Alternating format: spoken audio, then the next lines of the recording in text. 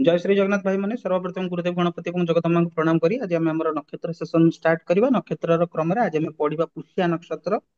यही नक्षत्र सीरीज आम ये स्टार्ट करछे जे राइट। जेतेबेले वैदिक जुगरे कौन प्रकार भावर कनसेप्ट बा कौन मॉडर्न फलादेशर सिस्टम नथिला सेतेबेले वैदिक जुगरे प्रायतः नक्षत्र को बेस करके ही फलादेश प्रेडिक्शन करा जाउଥିଲା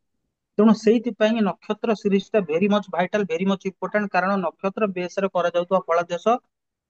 ସବୁବେଳେ ରୁट बा जड़ को धरे कारण सबू कौन ना कौन भाव में आपंकर जो प्लानेट माने बसଛନ୍ତି कौन ना कौन नक्षत्र बसिଛନ୍ତି ଏବଂ नक्षत्र जदि भाव बा जदि ग्रह आपणकर वेहिकल हुए माने गाड़ी हुए ताले से वेहिकल रे जो फ्यूएल बा तेल पडुची सेटा होची तार नक्षत्र ସେଇଥିପାଇଁ ଆମେ ନକ୍ଷତ୍ର ସିରିଜ କୁ ବାରିକି ସେ କରୁଛୁ ଛୋଟ ଛୋଟ ସର୍ଟ ସର୍ଟ ଭିଡିଓ ରହୁଛି ସବୁ ନକ୍ଷତ୍ର ମନେ ରହିବନି ମୋର ବି ମନେ ନାହିଁ କାହାର ବି ମନେ ରଖିପାରିବନି 27ଟା ନକ୍ଷତ୍ର ସବୁ ସ୍ପେସିଫିକେସନ ମନେ ରଖିଲା ବେଳକୁ ସେ ଆଉ ପାଠ ମନେ ରହିବନି ହଁ ଆପଣଙ୍କର ଗୋଟେ ମୁଣ୍ଡର ମୌଳିକ ଗୋଟେ ଧାରଣା ରହିବା ଦରକାର କି ଯଦି କୌଣସି ନକ୍ଷତ୍ରର ଆସୁଛି ତାହେଲେ ମୋ ନକ୍ଷତ୍ର ମୋର ଯୋଉ ଜନ୍ମ ନକ୍ଷତ୍ର ସେଇଟା ତ ମୁଁ ଆଟଲିଷ୍ଟ ମନେ ରଖିପାରିବି ତ ଆମେ ଏଇ ସେଥିପାଇଁ ଆମେ ଏଇ ନକ୍ଷତ୍ର ସିରିଜ ଟା କରୁଛେ ଆଜି ଆମେ ପଢିବା ପୁଷ୍ୟା ନକ୍ଷତ୍ରକୁ କୁହାଯାଏ ଦ ଷ୍ଟାର ଅଫ ନରିଶମେଣ୍ଟ ମାନେ ପୋଷଣର ନକ୍ଷତ୍ର ପୋଷଣ ମାନେ ପୁଷ୍ଟିକତାର ନକ୍ଷତ୍ର ସେଇଥିପାଇଁ ଯେତେବେଳେ ରବି ପୁଷ୍ୟା ଯୋଗ ହୁଏ ସେଥିରେ କୌଣସି କାମ ଯଦି କରାଯାଏ ସେତେବେଳେ ସେ ଜିନିଷଟା ଧର ପୁଷ୍ୟା ନକ୍ଷତ୍ର ହେଇଥିବ ରବିର ହୋରାରେ କୌଣସି ଯଦି କାମ କରାଯାଏ ସେଟା ପୌଷ୍ଟିକ ପ୍ରଦାନ କରେ ଏବଂ that is the best vital ଜିନିଷ ସେଟା ଧନ ଅର୍ଥ ଯେକୌଣସି ଶୁଭ କର୍ମ କରିବା ପାଇଁ ତାଠୁ ଯୋଗ ସଂସାରରେ ନାହିଁ ରବି बेस्ट डे ପୁଷ୍ୟା ऑफ ଯୋଗରେ କୌଣସି मैनिफेस्टेशन। କର୍ମ ଯଦି କରାଯାଏ ହଁ ଭେରି ଭେରି ମଚ ଭାଇଟାଲ हम्म। କାହିଁକି ଏବେ ଯଦି କାହିଁକି ପଚରାଗଲା ଦେଖନ୍ତୁ ରବି ହଉଛନ୍ତି ପୂର୍ବ ଦିଗର ଅଧିପତି ପୁଷ୍ୟା ନକ୍ଷତ୍ର ଶନି ମହାରାଜଙ୍କ ଅଣ୍ଡରରେ ଆସେ ଶନି ମହାରାଜ ପଶ୍ଚିମ ଦିଗକୁ ରୁଲ କରନ୍ତି ଯେତେ ରବି ପୁଷ୍ୟା ଯୋଗ ହେଇଯାଏ ଇଷ୍ଟ ଆଉ ୱେଷ୍ଟ ଏମିତି କନେକ୍ଟ ହେଇଯାଏ ହୋରିଜନ କନେକ୍ଟ ହେଇଯାଏ ଆଣ୍ଡ ଏଇଟା ଗୋଟେ ବାଲାନ୍ସ ତିଆରି କରେ ଯୋଉ ବାଲାନ୍ସ ଦ୍ଵାରା ପୌଷ୍ଟିକ କର୍ମ ଯାହା କଲେ ଯାହାର ବୃଦ୍ଧି ହବ ନରିଶମେଣ୍ଟ ହବ ସେଇ କାମଟା ହୁଏ ପ୍ରାୟତଃ ଆଷ୍ଟ୍ରୋଲୋଜର ମାନେ ପୁଷ୍ୟା ନକ୍ଷତ୍ରକୁ ବହୁତ ଶ୍ରେଷ୍ଠ ମାନନ୍ତି ପୁରାଣ ଶାସ୍ତ୍ରରେ हम्म। ପୁଷ୍ୟା ନକ୍ଷତ୍ରକୁ ସବୁଠୁ ବେଷ୍ଟ ନକ୍ଷତ୍ର ବୋଲି ଧରାଯାଇଛି ଆଫ୍ଟର ଅଭିଜିତ ନକ୍ଷତ୍ର ଯଦି କୌଣସି ନକ୍ଷତ୍ରକୁ ଏତେ ତବଜୁ ଦିଆଯାଇଛି ସେ ନକ୍ଷତ୍ର ବିଷୟରେ ପୁରାଣ ଶାସ୍ତ୍ର ତାର ମହିମା ଗାଇ ଗାଇ ପୁରା ବନ୍ଦନା କରିଛି ସେଇଟା ହଉଛି ପୁଷ୍ୟା ନକ୍ଷତ୍ର ଏବଂ ଏଠି ଯେ ଭେରି ଭାଇଟାଲ ନକ୍ଷତ୍ର ପୁଷ୍ୟା ନକ୍ଷତ୍ରରେ ଜନ୍ମ ହୋଇଥିବା ଲୋକ ସମସ୍ତଙ୍କୁ ପୁଷ୍ଟିକତା ପ୍ରଦାନ କରନ୍ତି ସେମାନେ ଅନ୍ୟମାନଙ୍କ ପାଇଁ ନିଷ୍କାମ ଭାବରେ କରିବାର ଭାବ ରଖନ୍ତି ଏଇଟା ମୁଁ ଯେତେବେଳେ କହୁଛି ସେଇଟା ଆପଣ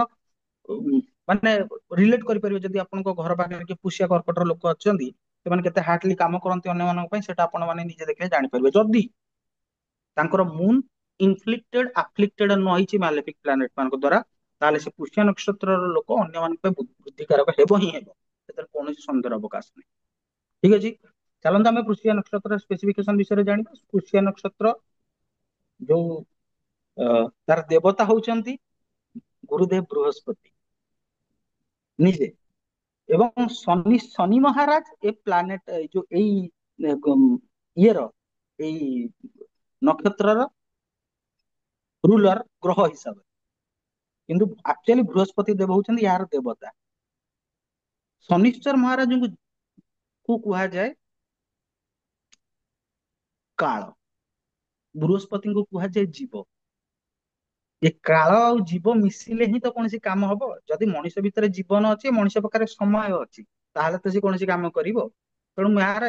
ୟାର ମୁଁ ଏକ୍ସପ୍ଲୋରିଂ ପାର୍ଟ କୁ ଯାଉନି ୟାର ଏକ୍ସପ୍ଲୋରିଂ ପାର୍ଟ କୁ ଗଲେ ମତେ 2-3 ଘଣ୍ଟାର ଭିଡିଓ ବନେଇବାକୁ ପଡିବ ମୁଁ ଖାଲି ୟାର ସ୍ପେସିଫିକେସନ କହୁଛି କୋରିଲେଟ କରିକି ଆପଣ ମାନେ ଏଟାକୁ ମନେ ରଖିପାରିବେ ତ ଦେବତା ହଉଛନ୍ତି ବୃହସ୍ପତି ଦେବ ଆଉ ଗ୍ରହ ହିସାବରେ ଶନିଶ୍ଚର ମହାରାଜ ୟାକୁ ରୁଲ କରନ୍ତି ୟାର ସିମ୍ବଲ କଣ ନା ଗାଈ ଖୁରା କାଉସ ଅର୍ଡର ଯୋଉ ଧର୍ମ ଅର୍ଥ କାମ ମୁଖ୍ୟ ଚତୁର୍ବର୍ଗ ପୁରୁଷାର୍ଥ ଅଛି ଏଇ ନକ୍ଷତ୍ର ହଉଛି ଧର୍ମ ପୁରୁଷାର୍ଥ ଅଣ୍ଡର ଧାର ଇତି ଧର୍ମ which means ଯାହା ଧାରଣ କରି ରଖିପାରେ ତାକୁ ଧର୍ମ କୁହାଯାଏ ସେଥିପାଇଁ ପୁରୁଷାର୍ଥର ପ୍ରଥମ ବର୍ଗରୁ ପୁଷ୍ୟ ନକ୍ଷତ୍ର କେତେ ଶ୍ରେଷ୍ଠ ଧାର୍ମିକ ଦିଗରୁ ଆପଣ ମାନେ ଦେଖନ୍ତୁ ତାପରେ ଇଏ ଦେବଗଣ ୟାର ଗଣ ଦେବଗଣ ଏବଂ ଇଏ ହଉଛି କ୍ଷତ୍ରିୟ କାରଣ ଶନି ମହାରାଜ ସୂର୍ଯ୍ୟଙ୍କର ପୁଅ ପୁଅ ଥାର କ୍ଷତ୍ରିୟ ଠିକ ଅଛି ନା ତାପରେ ଇଏ ପୁଷ୍ୟା ନକ୍ଷତ୍ର ୱାଟର ଏଲିମେଣ୍ଟ କୁ ରୁଲ କରେ ଏବଂ ଯେତେବେଳେ ବ୍ରହ୍ମା ବିଷ୍ଣୁ ମହେଶ୍ୱର ଯୋଉ ତ୍ରିମୂର୍ତ୍ତି ଅଛନ୍ତି ଏଇ ନକ୍ଷତ୍ରକୁ ଭଗବାନ ବିଷ୍ଣୁ ରୁଲ କରନ୍ତି ଏବଂ ଏବଂ ଏ ନକ୍ଷତ୍ରକୁ କୋଉ ପ୍ରାଣୀ ରିପ୍ରେଜେଣ୍ଟ କରେ ନା ମେଲ ଗୋଟ ତାକୁ ଓଡିଆରେ କହିବା ବୋଦା ଠିକ ଅଛି ଠିକ ଅଛି ଆଉ ଏଇ ନକ୍ଷତ୍ରକୁ କୋଉ ପକ୍ଷୀ ରୁଲ କରନ୍ତି ନା ସି କ୍ରୋ, ମାନେ ସମୁଦ୍ର ଉପକୂଳରେ ଯୋଉ କୁଆ ମାନେ ଦେଖାଯାଆନ୍ତି ସେଇ ପକ୍ଷୀ ମାନେ ଏଇ ନକ୍ଷତ୍ରକୁ ରିପ୍ରେଜେଣ୍ଟ କରନ୍ତି। ଆଉ ଏଇ ନକ୍ଷତ୍ରକୁ କୋଉ ଗଛ ରିପ୍ରେଜେଣ୍ଟ କରେ ନା ପିପଳ ଗଛ,